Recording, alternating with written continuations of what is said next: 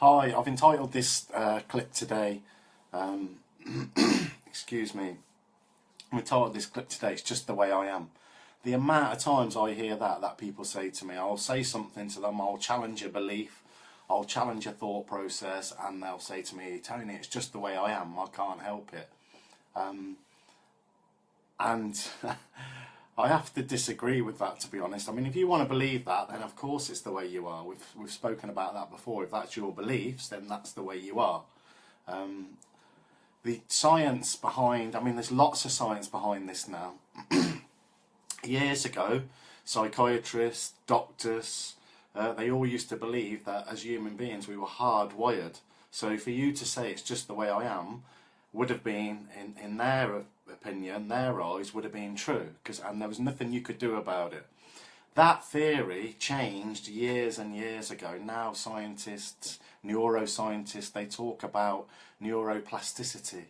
The brain can shape itself. We can reshape our brains. How powerful is that? And the first time this was ever discovered by it was by a doctor whose dad had had a stroke. And up until that time, if people had strokes, they were just dismissed, you know, just basically thrown on the scrap heap. But this doctor wouldn't give in with his dad. So he basically set about retraining his dad. He actually got him doing things like washing up. And the amount of plates the guy would smash, and people were saying to this doctor, that's cruel to treat your dad like that. His answer was he went and brought metal plates so his dad couldn't smash them. And it took a while, it took a long time, but eventually his dad went on to live a pretty normal life. You know, I think he added something like 20 odd years onto his life. He actually died of a heart attack years and years later after his stroke, high up on a mountain with his second wife. So this doctor proved that even when our brains are damaged, other bits of the brain will kick in and take over. So that's why we talk about neuroplasticity. I was looking at some research quite recently about how people that suffer with depression, the hippocampus, which is a very small sort of seahorse shape to the brain, which is responsible for memories and emotions, quite often with people that suffer from depression, that part of the brain is slightly smaller than people who don't suffer with depression. Now, they're not sure whether some people are just born like that, so they're prone to depression, or whether when people are depressed, that part of the brain shrinks just very slightly. I personally believe it's the latter, which is more evidence that we are actually, the way we think shapes our brain. You know, I've spoken about this lots of times before, and I always talk about neurological pathways. And if you think about anything you've ever learned, any belief you've ever had, anything you've ever learned, even things like tying your shoelaces, if you think about it, you learn this by repetition, going over and over and over again. They say that the average human being has about 50,000 thoughts a day, and 95% of them are the same as the day before that, and the day before that. Most of them are unconscious.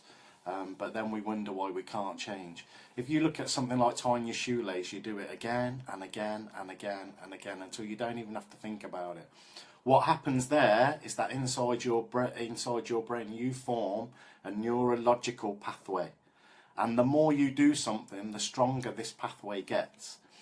And it's the same with our thoughts. If we think something over and over and over again, we're forming this neurological pathway. So quite often when I'm working with people, I'm challenging a neurological pathway, a thought process that they've had for years and years and years. But I know when I'm working with people that they can create new pathways. If they create a new way of thinking, if they can be consistent with it, if they can work with it, what happens is that I know without doubt they're creating a new neurological pathway. The problem is, one of the theories is that the old pathways never go away. So, and you've had them for a long time, so you have to really work on this new way of thinking, this new way of being, until you make this new pathway as strong, if not stronger, than the old pathway, which obviously, you know, it's common sense, is going to take time and work and effort, which as human beings we tend not to like doing. You know, we're looking for quick answers. I haven't found any. Always comes with hard work. So, like I said, when people say to me, it's just the way I am, Tony, yeah, if you believe that, then obviously you're reinforcing this neurological pathway, which is like the M6 or the M1. When I'm working with people, I know that when we start creating a new pathway, it's a little bit like a country road that's hardly ever been travelled down compared to the M6, which is constant. But if we go down that road enough, we'll make it as strong as the M6. But like I said, that takes practice, that takes work. So you can change your brain. There's no doubt about that. It's been scientifically proven again and again and again. So you can change. So, you know, like I said, when people say that to me, it's just the way I am, Tony. Out of respect, I try not to smile, but I know that they can change if they want to change. And I guess that's the message for today. Enjoy the rest of your day, and thanks for listening again. And again, once again, thanks for all the kind comments and the feedback. If anybody's got any topics that they want me to talk about, just fire a question to me, and I'll do my best to answer them. Like I said, I know I keep saying it, but we'll be getting the groups going soon, and we can go into more depth then. Okay, enjoy the rest of your day, and once again, thanks for listening.